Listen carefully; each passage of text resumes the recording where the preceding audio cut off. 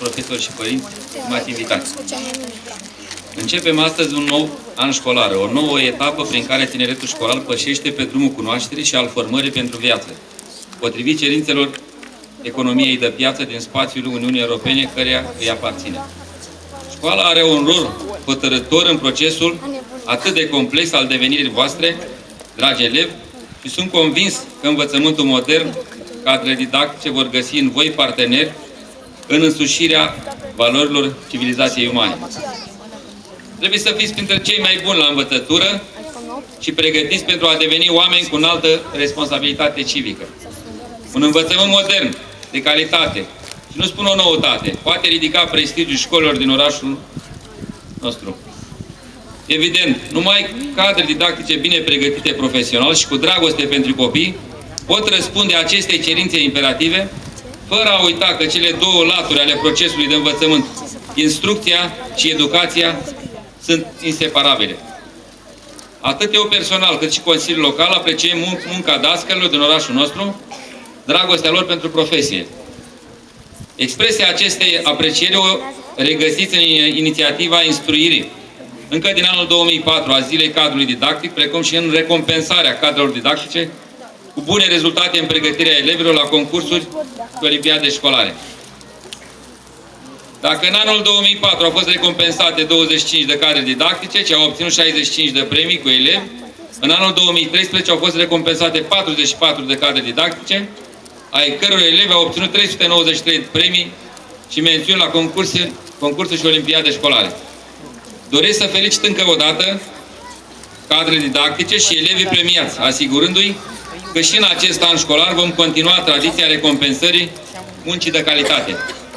Dragi elevi, stimați profesori și invitați, avem în orașul nostru școli frumoase, curate, cu o bază materială solidă, ce asigură cadrul optim a unui învățământ modern. Consiliul Local a depus eforturi stăruitoare pentru dotarea școlilor cu laboratoare, calculatoare de ultimă generație, săli de sport, grupuri sanitare și săli de clasă igienizate, mobilier modern.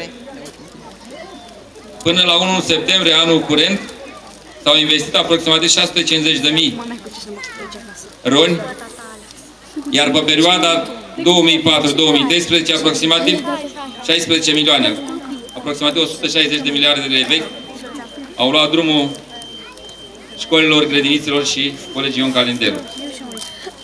Vom continua să sprijinim material școlile și în acest an școlar, fiind convins că fără o bază materială modernă nu se poate realiza un învățământ de calitate la nivelul exigențelor actuale. Îmi permit să mă adresez și cu acest prilej directorilor de școli. Dumneavoastră trebuie să fiți în unitățile școlare factori de echilibru, de unitate și de soluționare legală a tuturor problemelor care se ivesc. Respectați-vă colegii, ei nefiindu-vă subordonați, ci colaboratorii dumneavoastră. Respectați legislația școlară, regulamentele școlare, legislația financiară și, nu în ultimul rând, legea nescrisă a conduitei civice, morale, atât în raporturile cu elevii, cu părinții acestora, cât și cu colegii dumneavoastră. Întregul personal didactic ce lucrează în școlile din oraș să nu uite că școala este o instituție publică. Este instituția comunității locale, ce nu admite abateri de la lege sau de natură etică și morală. Judecătorul dumneavoastră suprem este elevul. Respectați-l și permiteți-i respect, tratându-l ca un partener. Trăim o altă epocă istorică, a revoluției în informatică. Adaptați-vă metodele de predare și realizați un învățământ formativ, al cărui rezultate să asigure elevilor reușita la examenele școlare și în viață. Vom realiza o relație tot mai strânsă cu școala și vă asigur că voi fi o prezență activă în unitățile școlare pentru rezolvarea tuturor problemelor. Ca și în anii precedenți, în numele meu și al Consiliului Local, doresc să asigur Inspectoratul Școlar Prahova și părinții elevilor că școlile din Bușteni se vor situa printre unitățile școlare de prestigiu ale județului. În încheiere, adresez cadrelor didactice multă sănătate și putere de muncă în educare cu responsabilitatea a elevilor, iar elevilor mult succes în noul an școlar.